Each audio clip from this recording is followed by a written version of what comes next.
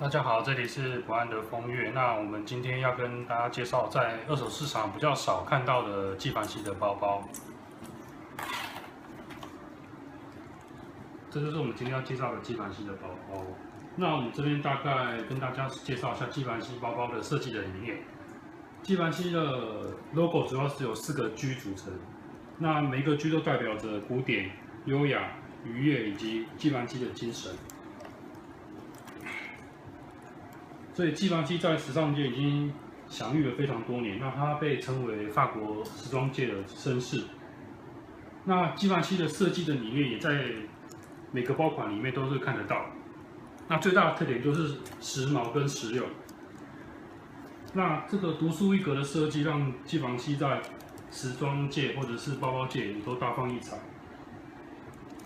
成为很多名人跟女性追捧的选择之一。那今天我们要介绍这款是夜莺。那夜莺的话，它最大的特色就是它包款这边有一个十字的设计，给大家看一下。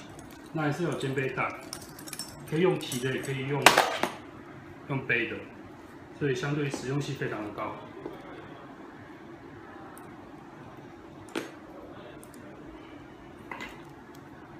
那夜莺的话，这个包包的话，它设计感觉非常的华贵又充满女人味。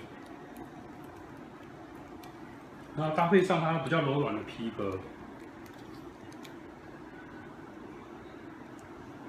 整体上背起来柔软，但是又很有型，带点中性的味道。那我们看一下里面的真的它的包包的深度非常的深，所以它可以放很多的东西。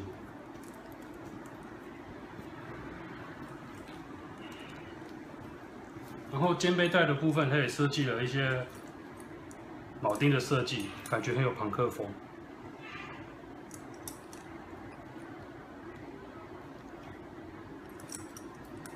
那我们今天的介绍就到这边，谢谢大家。非常感谢大家观看我们的影片，我们的 FB 也会经常更新有关精品相关的最新消息，那欢迎大家可以从下方说明栏的地方来追踪我们。另外，有关于任何的一个精品或者收购相关的询问，也可以随时到我们的赖上跟我们做一个线上咨询。再次感谢大家的聆听，谢谢。